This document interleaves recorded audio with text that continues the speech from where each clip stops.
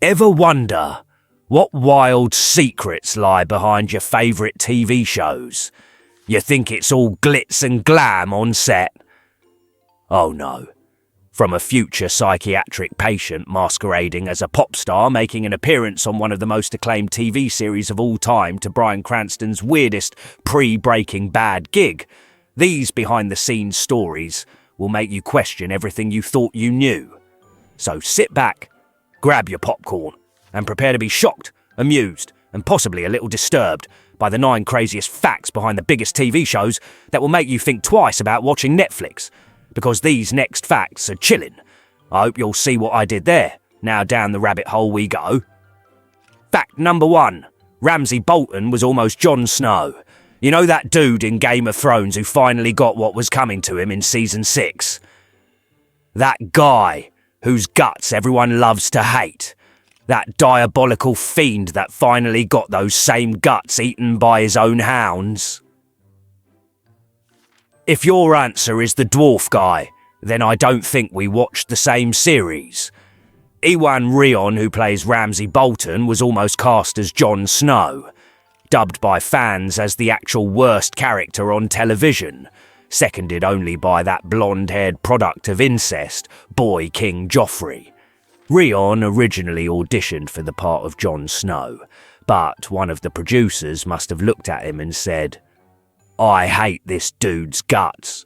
Why don't we cast him in a role where he'll be a sadistic bastard whose guts are going to be eaten by his own dogs in season 6? Fact number 2. Some scenes from Prison Break were shot in one of the world's most infamous serial killers' cell. A name like Fox River really doesn't inspire fear in the hearts of would-be petty criminals. That is, until you actually find out the story of the real prison that became Fox River Penitentiary. Joliet Correctional Centre was closed down in 2002 and essentially became the set for Prison Break a few years later. Now, prison really isn't a nice place to be, especially if you are the dude that picks up the soap regularly.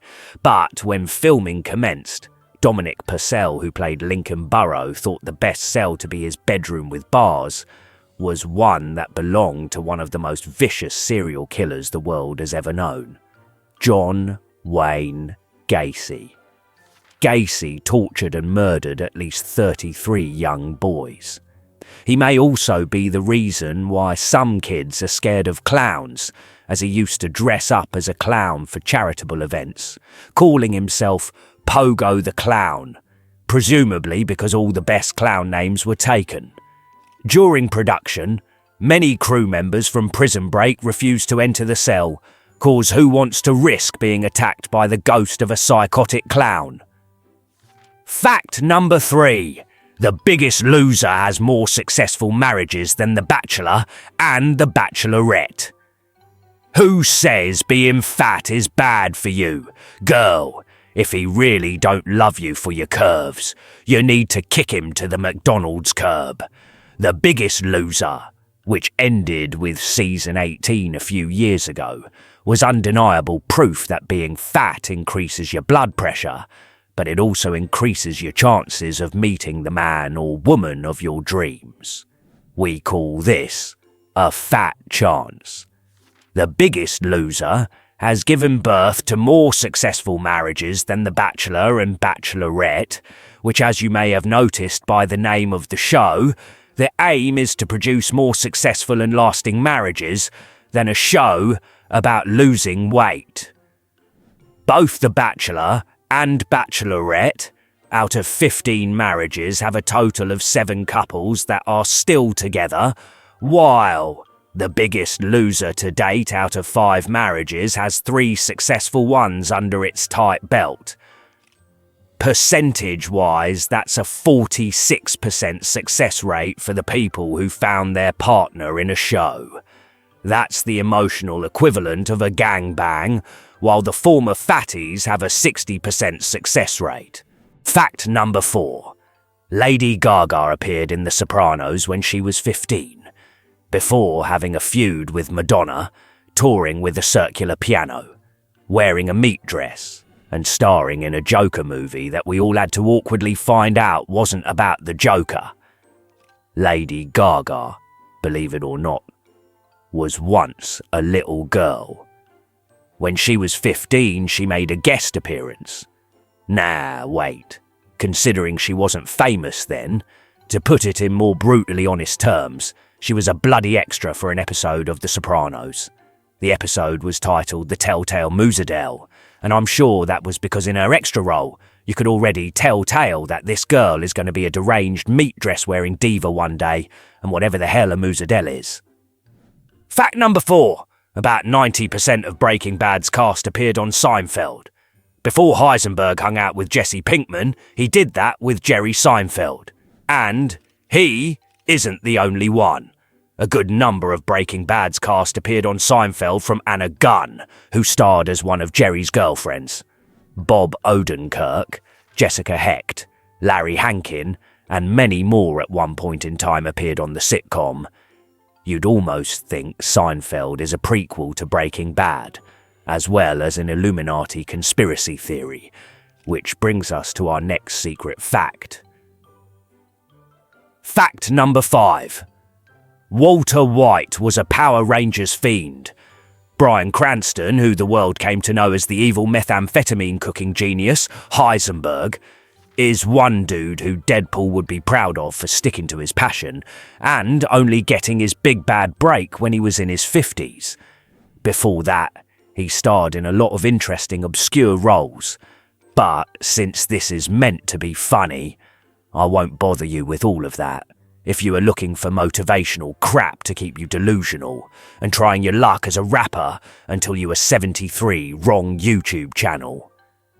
Cranston did voice work for the Power Rangers, voicing at least 2 villains. When he finally rose to prominence, I found out an interesting coincidence. The Ranger, whose costume is the same colour as the crystal meth that would later make Brian a star, also had the last name, Cranston, as his fictional name. In 2017, Heisenberg voiced Zordon in the box office bomb Power Rangers movie, which might as well have been called the Mighty Flopping Power Rangers. Talk about coming full circle. Fact number 6. Sarit Fishbane diagnosed herself after watching Grey's Anatomy. If your mum ever snaps at you for being 35 years old, unemployed, and spending all day watching too much Netflix, just tell her about Sarit Fishbane, a 35-year-old woman who found out she had breast cancer before it was too late thanks to an episode of Grey's Anatomy. A doctor had initially told her that it was nothing, possibly just some build-up in her milk ducts. This guy obviously hadn't watched any Grey's Anatomy at all. 6 months after that, she watched episode 5 of season 3 depicting a young mother at Seattle Grace Hospital whose doctors misdiagnosed her breast cancer for milk collecting in her breast. Who needs medical aid when you can just binge watch a medical drama? Fact number 7. American Idols get more votes than American presidents. Yeah, you heard that right. Americans take their streaming subscriptions more seriously than they do their country. In 2018, America saw its highest voter turnout, with more than 155 million citizens exercising their right to choose between an old, senile man and an old, fanny-grabbing man. Impressive, but nothing compared to the 750 million Americans who exercised their right to vote for singers that fall right back into obscurity once the show wraps up. Even though the one significant difference between presidential polls and idol polls is that for the latter, you can vote as many times as you please. 35% of American Idol voters believed their vote for an idol counted more than their vote for a president. I'd say 750 million people need to study a Skillshare course on how to set their priorities straight. Finally, Squid Game takes up both fact number 8 and fact number 9.